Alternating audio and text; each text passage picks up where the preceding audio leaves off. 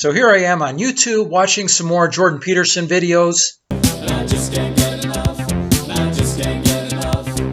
And I come across another deranged video by Dennis Prager at Prager University.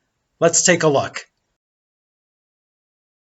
Even atheists acknowledge that the book that's most responsible for creating Western civilization is the Bible.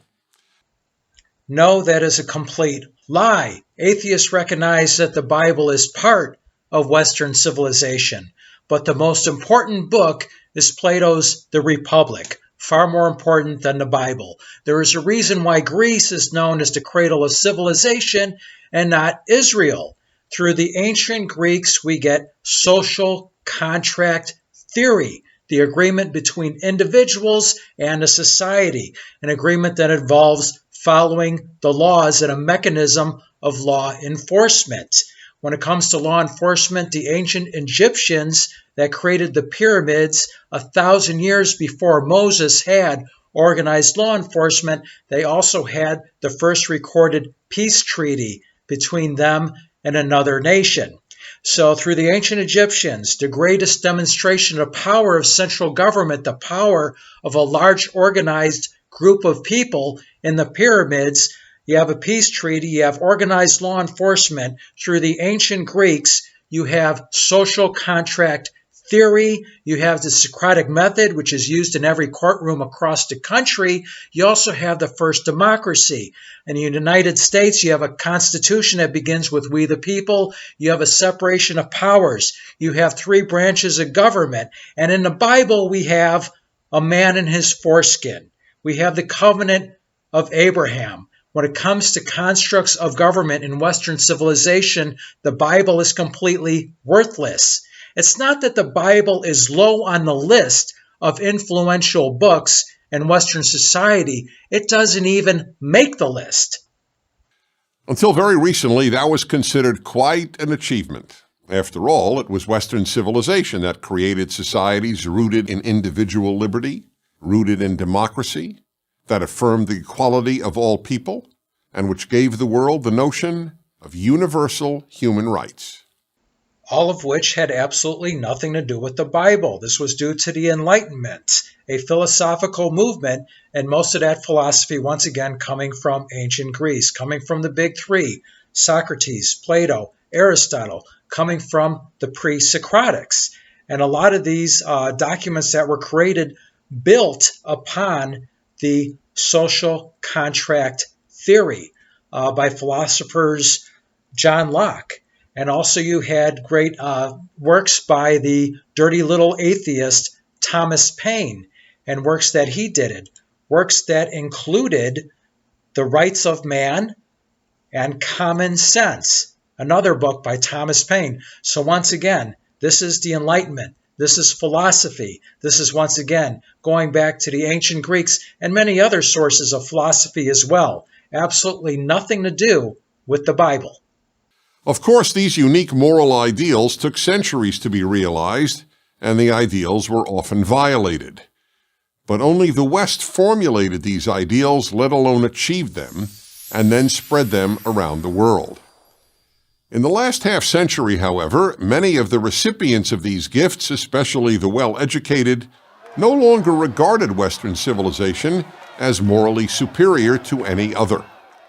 And as reverence for Western civilization fell, so did reverence for the source of that civilization. And of course, he's lying once again. That is not the source of Western civilization. And what he's talking about is a disregard of individual rights and liberties, a disregard of this philosophy that made Western civilization great. And we do need another Renaissance. We do need another philosophical movement. It's not that we need to gain knowledge and wisdom. We need to rediscover it. We've had it, but we've misplaced it, and we need to go back. The Bible has not only been neglected, but reviled as a foolish fairy tale at best and as an immoral work at worst. This view springs not from intellectual rigor, but from intellectual laziness. People throw out all sorts of objections to the Bible as if there were no rational and moral responses to those objections. But the fact is, there are rational and moral responses to all those objections. No, there's not. There's not rational objections. There's a lot of smoke. There's a lot of fluff. There's a lot of ambiguity. I've been around the block a few times. I've seen many debates between atheists and theologians. Dennis Prager is just flat out wrong. You can't have a intellectual, thoughtful, rational response to a woman being stoned to death who doesn't prove her virginity on her wedding day, and so many other countless things. Rational responses to these things don't exist. I give many of them in my book, The Rational Bible, but let me offer two here. In the biblical book of Deuteronomy, it says, if someone has a rebellious son who does not obey his father and mother, his parents can take him to the elders of the city for judgment, and if the son is found guilty, the citizens are to stone him to death. Sounds pretty primitive, doesn't it? Yeah, gee, that sure sounds primitive, and there's a reason for that. It is primitive.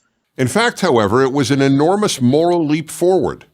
This law ended forever parental ownership of their children, and with it, the right to kill them.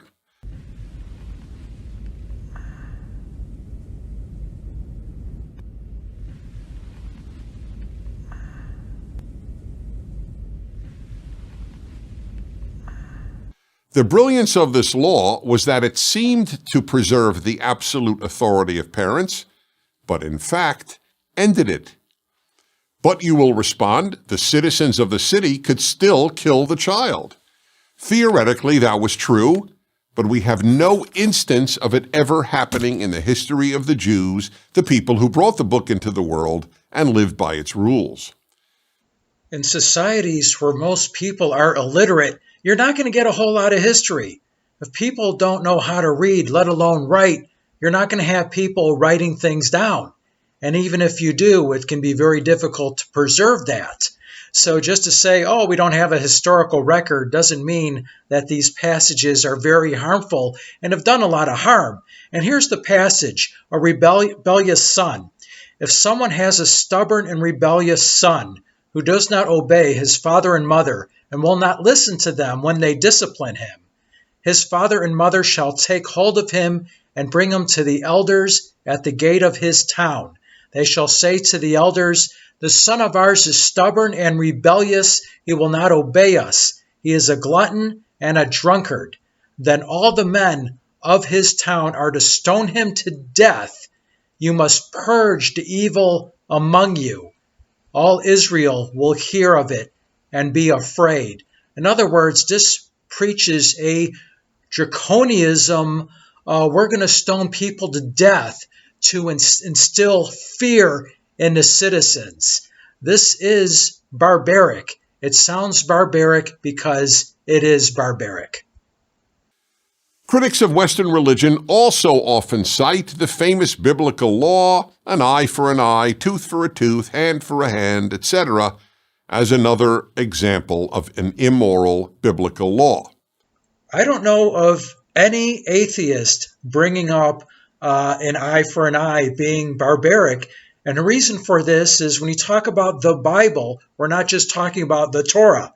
We're also talking about the New Testament. And Jesus Christ addresses this eye for an eye.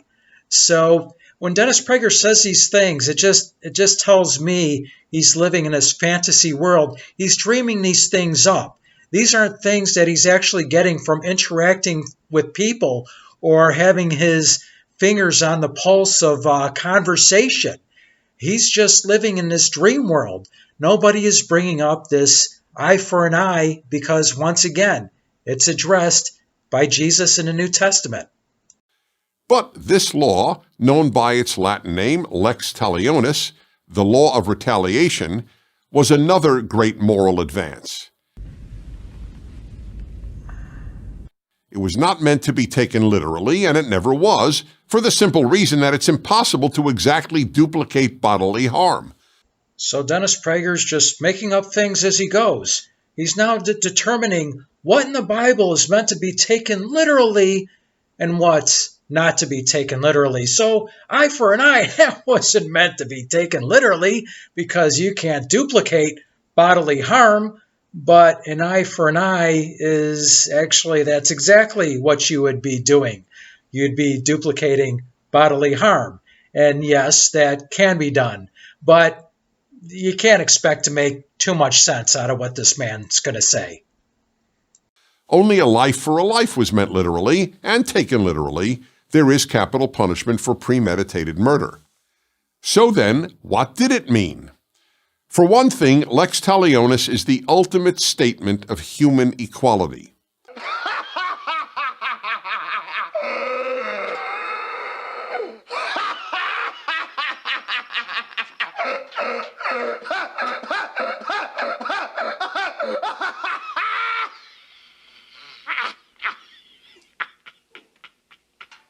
Every person's eye is as precious as anyone else's. The eye of a prince is worth no more than the eye of a peasant. This was completely new in history. The Babylonian Code of Hammurabi, for example, legislated that the eye of a noble was of much greater value than the eye of a commoner. Alrighty, an eye for an eye is the ultimate equality. Everything's equal. The eye of a prince is the same as an eye of a peasant. Yeah, that's what it means. Oh my gosh. The Bible is not a book about equality. Were the children of the Israelites equal to the children of the Egyptians when God killed the firstborn, except the houses that have pig's blood or sheep's blood or whatever on the doors, because he needed that visual reminder? He's all-knowing, but he needed that visual reminder of which kids to kill. Was everyone's eye equal when he flooded everybody except for this one family? Everybody else he drowns.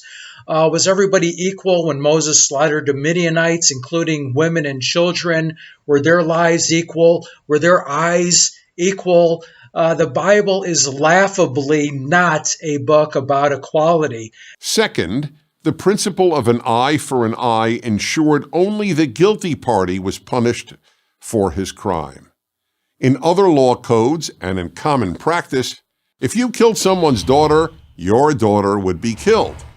That was expressly prohibited in the Bible and by the eye for an eye code.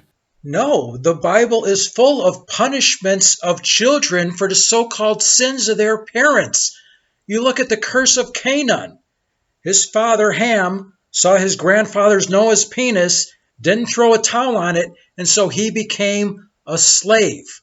The Bible is filled with these punishments of children because of the so-called sins of the father. Even when you look at the first commandment, it contains a passage of how he's going to curse the third and fourth generations of people that hate him. He's going to punish their children, their grandchildren, their great-grandchildren. So the Bible is full of punishing kids. Once again, Dennis Prager is just a flat-out liar. Now the killer would be punished, not the killer's daughter. Okay, so what about the passage in the Bible where a man agrees to sacrifice his daughter in order to do better in warfare?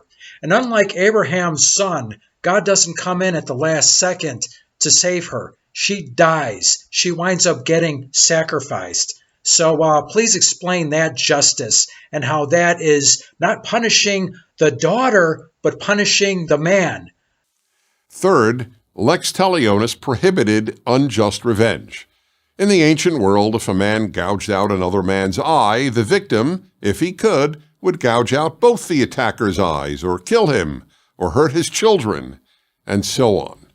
In contrast, eye for an eye ensured the victim receive appropriate compensation for the damages he suffered, but the punishment had to fit the crime. So here's what Jesus said about an eye for an eye. You have heard that it said, eye for an eye, tooth for a tooth. But I tell you, do not resist an evil person.